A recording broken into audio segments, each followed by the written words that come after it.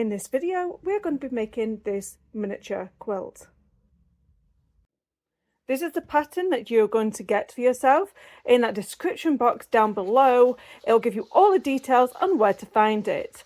So we have the template. Here it is. And I am going to start by cutting the template. So you're going to cut around every single part of these templates. Here are the pretty little templates. So we're going to start with the A section. You'll notice that they all have letters. We're going to start with A. Now it's going to be A1 and A2 that we're worried about. So I'm going to fold this way. And I'm going to get a light pink and a dark pink. This is called foundation paper piece that we're doing our mini quilt on. So we do our work, so we have the fabric on the back and then we sew on the front side. So A1 here is going to be this light pink and A2 is a dark pink. So that goes underneath. You're going to leave 1/4 of an inch. Lift that up, and then you're going to make sure that these are both right sides facing each other. So the light pink is facing up, the dark pink is facing down. I sew using the Baby Lock Soprano. I'm not paid or sponsored to create this video. In the top of our thread we have the Gutermann polyester thread, and in our bottom we have a regular bobbin thread. Then we have the regular foot on our sewing machine. We have a 9014 microtex needle, and I like to use a regular straight stitch and take it down to a 1.6. As I said, we're going to sew down this line here.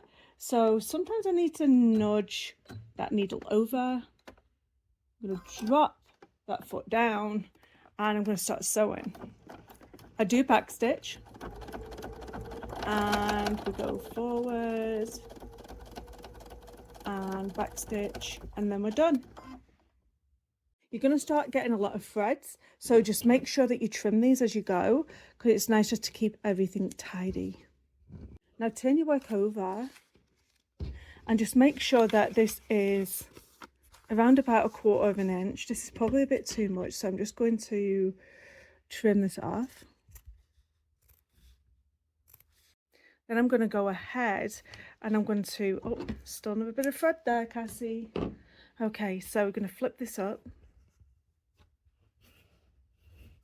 And then you're going to turn the paper back round. And then we're going to do this A3 section. So we're going to flip this back over again. I'm going to trim away some of the excess because we don't need it.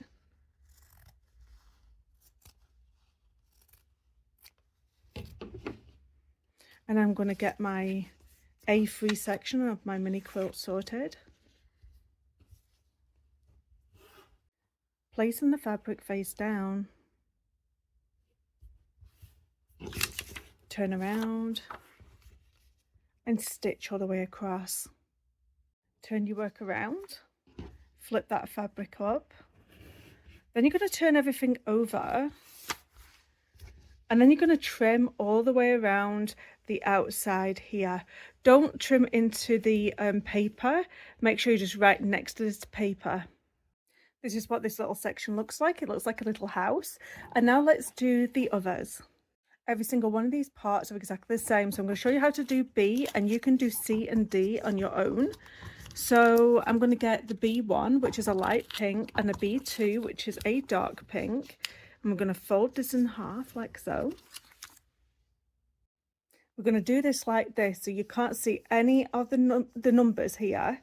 And then when you open it up, you can see the numbers A and 2 and sorry, B1 and B2. So when you fold it over, you can have the light pink first and then the dark pink second. You can have about 1/4 of an inch, and then you're going to sew right along here. Once that is done, go ahead and open out. And that's how simple that one section is. So then we're going to go ahead and we're going to trim all the way around, but don't forget, don't be cutting on the paper.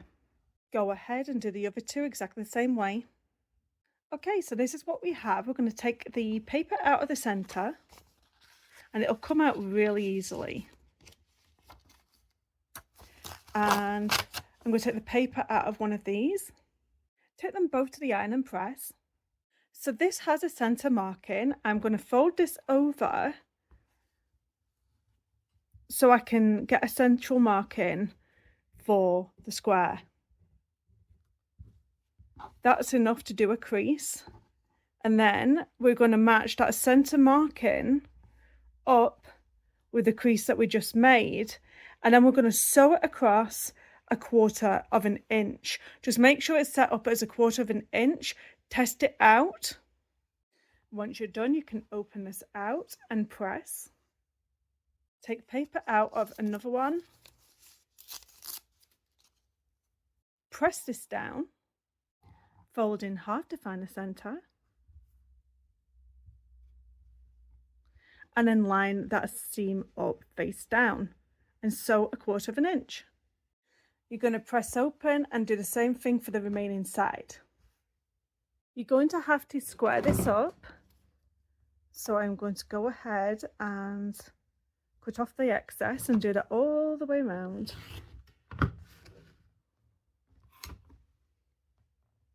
First of all, I'm going to add on the left and the right borders. Going to open out and press.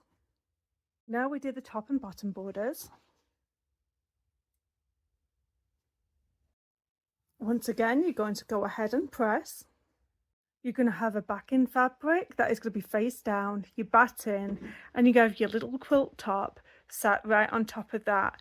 Now you're going to do some decorative stitching, holding all 3 layers into place. You've seen me use this stitch so many times. This is stitch number 6, and then you just go ahead and trim all the excess off. Now you're going to go ahead and put your binding on. In last week's tutorial, I'll show you exactly how to put the binding on. I hope you've enjoyed this tutorial. Don't forget to subscribe to my channel. I have over 500 sewing and quilting tutorials. Comment, like, and I'll see you in the next tutorial. Bye bye.